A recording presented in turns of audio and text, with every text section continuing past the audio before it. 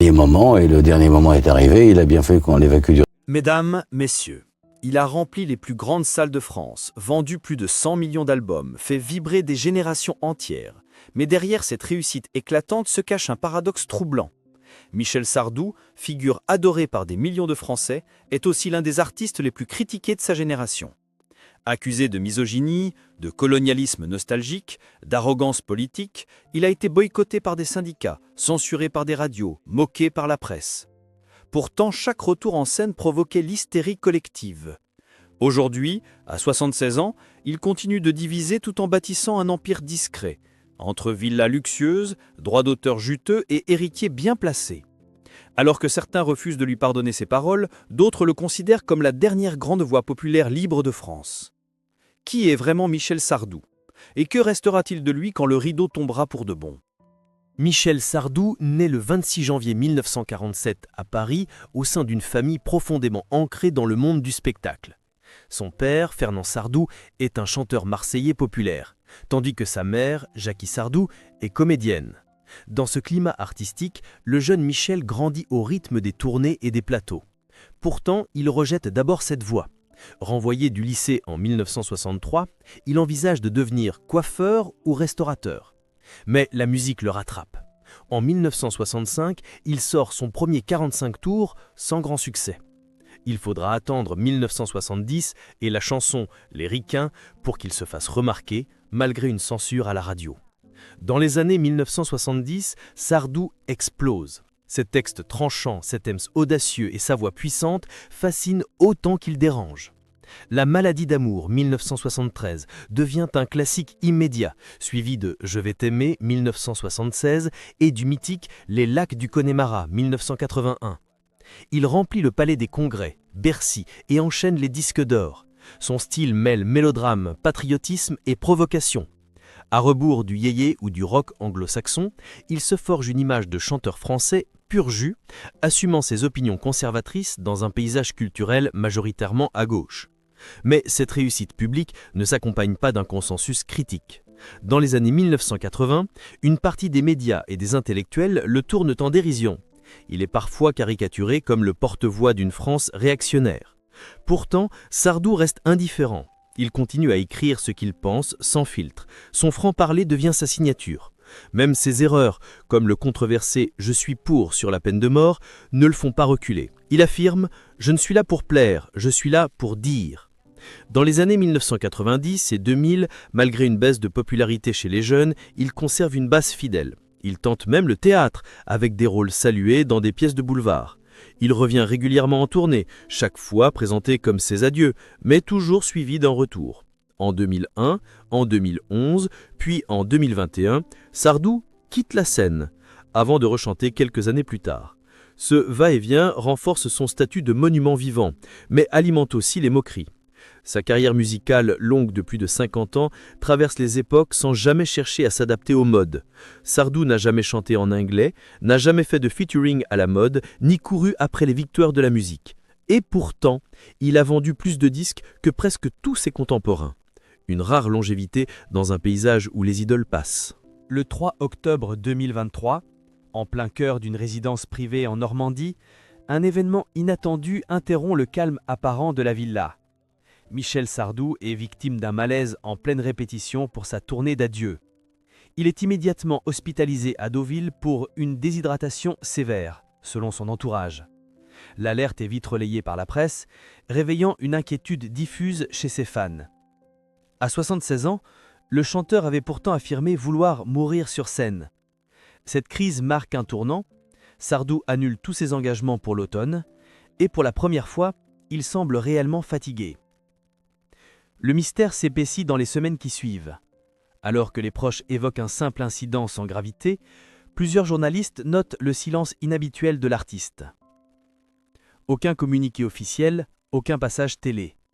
La villa de Vaucresson, d'ordinaire très animée, est plongée dans un calme étrange. Certains affirment l'avoir vu partir discrètement en Suisse pour des soins. D'autres parlent d'un isolement volontaire. Sardou, l'homme des grandes déclarations, ne dit plus rien. En janvier 2024, il réapparaît brièvement à la télévision, visiblement amaigri, pour un hommage à son ami disparu Jean-Pierre Elkabbach. Il y déclare d'une voix lente « La fin arrive et je l'attends sans peur ». Cette phrase, prononcée sur un plateau en direct, glace l'assemblée. Est-ce un adieu ou une énième provocation d'artiste? La santé du chanteur devient alors l'objet de toutes les spéculations. Des rumeurs évoquent un cancer, d'autres une forme de dépression. Sa famille dément tout en bloc, mais refuse de s'exprimer davantage. Romain Sardou, son fils écrivain, publie sur X un message énigmatique. « Mon père se tait, mais il n'a jamais été aussi vivant. » Pourtant, même les fans les plus fidèles sentent que quelque chose a changé. Le 17 avril 2024, Michel Sardou est vu en fauteuil roulant à la sortie d'une clinique à Neuilly-sur-Seine. Les images fuitent et provoquent une onde de choc. Lui qui chantait « Je suis pour qu'on me laisse vivre » apparaît affaibli, presque méconnaissable. La presse People s'emballe, certains titres parlent de déclin, d'autres de préparation à la succession. Mais l'artiste ne confirme rien. Il disparaît à nouveau. Puis, à l'été 2025, une vidéo virale relance les débats. On y voit Sardou dans un jardin, assis seul, regardant au loin. Filmé sans son consentement par un voisin indiscret, l'extrait est sobrement intitulé « Le silence de Michel ». Il cumule des millions de vues, aucun mot, aucune réaction, mais cette image suffit à nourrir un sentiment étrange, celui d'un géant en retrait, d'un roi déchu mais debout. Enfin, en septembre 2025, plusieurs fans remarquent que son site officiel est fermé. Ses réseaux sont inactifs. Un journaliste du Figaro appelle la famille pour vérifier. On lui répond poliment que Michel Sardou ne souhaite plus apparaître publiquement. Cette phrase, simple en apparence, marque une rupture. Pour la première fois, Sardou choisit le silence total. Ainsi se dessine le mystère d'un homme qui, toute sa vie, a chanté haut et fort, et qui semble avoir choisi de disparaître sans explication. Pas de funérailles, pas de conférence de presse, pas de grand adieu. Juste une absence grandissante. Une voix qui, lentement, s'efface. Malgré son silence médiatique, Michel Sardou reste l'un des artistes les plus fortunés de la scène française. Sa carrière exceptionnelle, jalonnée de tournées à guichets fermés et de ventes de disques records, lui a permis d'amasser un patrimoine considérable. Selon plusieurs estimations concordantes, parues dans Le Point et Capital, sa fortune nette dépasserait les 30 millions d'euros. Mais ce chiffre ne dit pas tout. L'architecture de son empire privé est aussi fascinante que complexe. Sardou possède plusieurs propriétés de prestige. À Paris, il détient un appartement luxueux dans le 16e arrondissement, où il a longtemps vécu avec sa troisième épouse, Anne-Marie Perrier. En Normandie, près de Deauville, il possède une grande villa en bord de mer, réputée pour ses jardins et son calme absolu. C'est d'ailleurs là qu'il a été hospitalisé en 2023. Enfin, sur la Côte d'Azur, une maison discrète mais sécurisée lui permet de passer des étés loin du tumulte. Outre l'immobilier, Sardou a investi dans le monde du spectacle.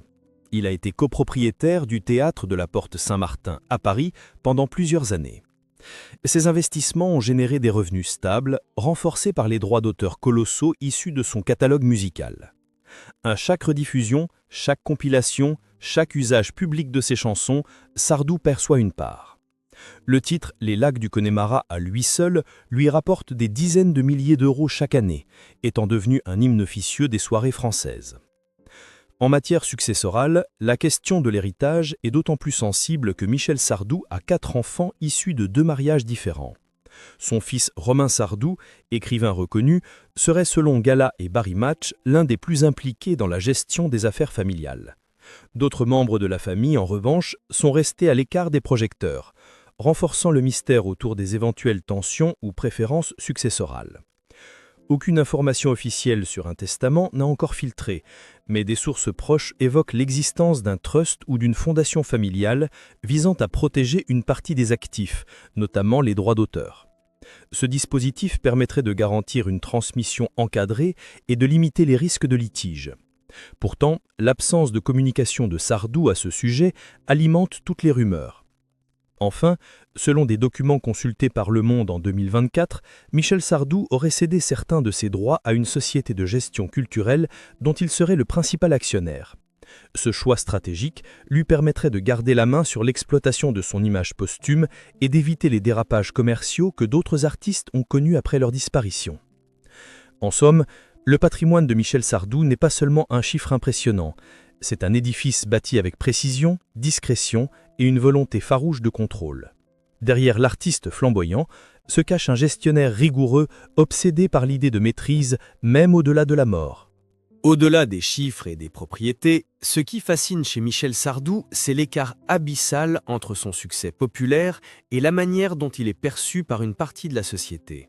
Comment un artiste aussi célébré a-t-il pu, dans le même mouvement, devenir une figure aussi controversée?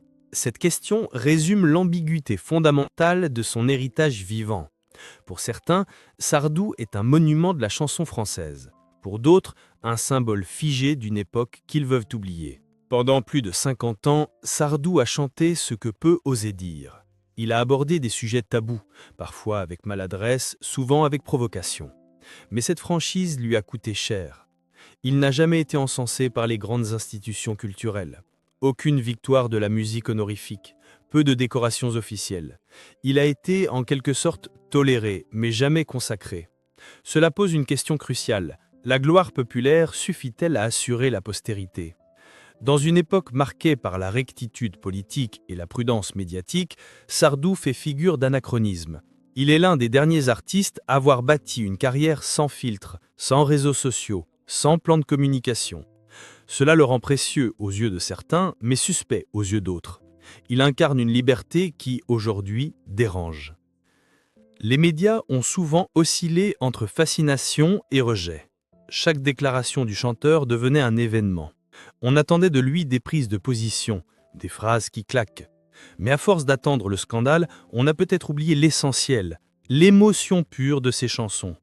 Sardou a été enfermé dans une image de provocateur, alors que nombre de ses titres sont empreints de tendresse, de douleur, de nostalgie.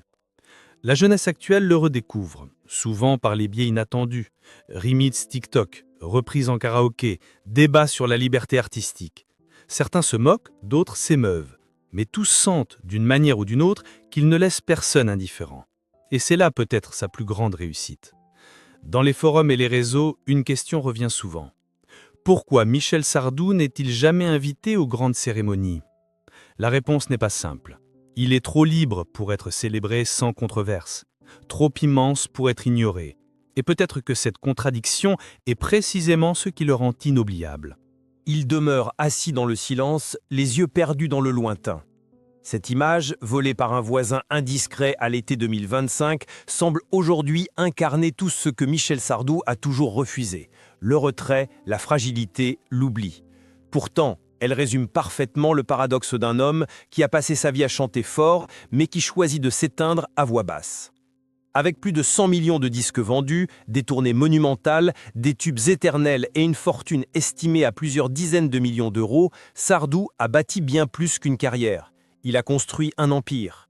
Mais c'est aussi un héritage immatériel qu'il lègue, fait d'audace, de contradiction, de liberté. Ses enfants hériteront de ses biens. Le public, lui, hérite d'une œuvre. Et la France hérite d'une question encore ouverte. Peut-on aimer profondément un artiste qui nous dérange? Peut-on séparer la voix de l'homme, le chanteur de l'opinion? Sardou ne répondra plus, il nous laisse seuls avec ses mots.